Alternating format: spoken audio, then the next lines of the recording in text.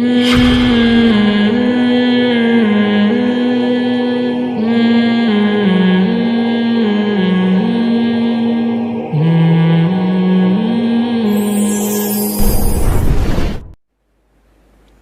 ضروری بالوں کا مرد یا عورت کو کسی کریم سے ریموو کرنا جائز ہے، لیکن مرد کے لیے بہتر ہے کہ وہ جو زیر ناف بال ہیں ان کو بلیڈ سے صاف کرے، اور خواتین کریم یا کوئی ایسا پاؤڈر وغیرہ استعمال کریں۔ خواتین کے لیے بلیڈ کا استعمال خلاف سنت ہے۔ اور یہ جو بغلوں کے بال ہیں ان کو نوچنا سنت ہے۔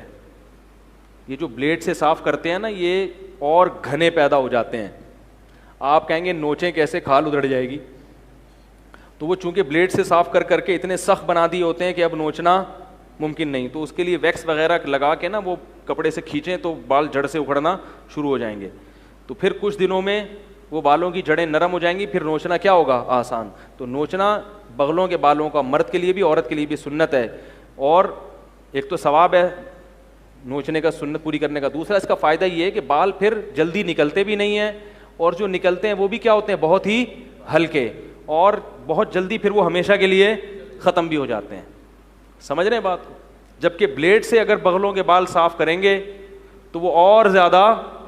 بڑھتے چلے جائیں گے، پورا تھائی لینڈ کا جنگل بن جاتا ہے۔ ہمارے فرماتے ہیں ایک مزدور، بہت سے لوگ تو صاف کرتے ہی نہیں نہ بلیڈ سے نہ، تو فرماتے ہیں ہمارے حضرت کہ ایک ہمارے گاؤں کا ٹریکٹر ملازم تھا،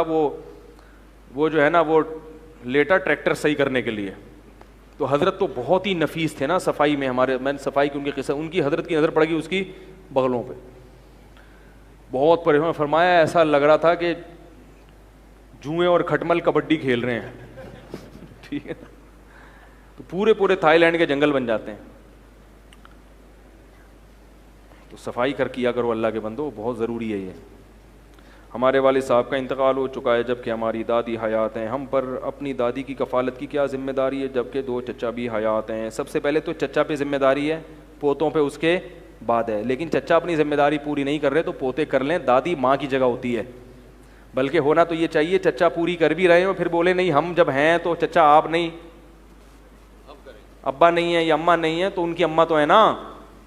تو یہ دادی نانی ان کی خدمت خدا کی قسم جنت ہے ان کے پاؤں میں اللہ نے رکھی ہے، بڑھ چڑھ کے خدمت کیا کرو، دوسرے کو کرنے نہ دو، سمجھ رہے ہو، پھڈا کرو اس پہ۔ سعودی عرب میں کیس عدالت میں آیا، ماں پہ جھگڑا،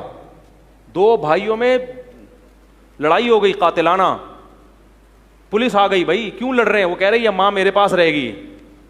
دوسرا کہہ رہا ہے ماں کس کے پاس رہے گی؟ میرے پاس رہے گی، نہیں آ رہی، ایک کہہ رہے اماں کو میں رکھوں گا، دوسرا کیا کہہ رہا ہے؟ اس پہ گتھم گتھا ہو گئے، پولیس انوالو ہوئی، عدالت میں کیس چلائے، پھر عدالت نے فیصلہ کیا 6 مہینے تمہارے پاس، 6 مہینے، تو یہ ہوتا ہے جس کو آخرت کا یقین ہونا کہ ماں اور باپ کی خدمت کتنا ثواب ہے، وہ تو لڑے گا، بولے گا بھائی کوئی بھی نہیں میں رکھوں گا اپنے پاس، کون رکھے گا؟ میں رکھوں گا، ثواب ہے، بہت بڑی فضیلت ہے، ان کو دیکھنا حج عمرے کا ثواب اللہ نے رکھ دیا بھائی، تو اس سے بڑی کیا فضیلت ہوگی؟ اور الگ بات یہ ہے کہ بھائی وہ کون سا بیچارے ہمیشہ زندہ رہیں گے، تھوڑے دنوں میں چلے جائیں گے وہ، پھر موقع نہیں ملے گا، پھر دعاؤں کا تو موقع ملے گا، جسمانی خدمت کا موقع نہیں ملتا پھر۔ تو دادی نانی ان لوگوں کو تو گھر میں رکھا کرو، ان کی ڈانٹے کھانے کا اپنا مزہ ہے خدا کی قسم، دادی ڈانٹتی بھی بڑی اچھی لگتی ہے، کہاں جا رہا ہے کدھر سے آ رہے ہیں بولتی ہے نا، غصہ تو بہت آتا ہے۔ ہماری دادی بہت اس طرح کی پوچھے، ہم لوگ ٹرالنگ کرتے ہوئے نکلتے تھے کہ دادی نے دیکھ لیا تو وہ ایک تو سنتی بھی اونچا ہے،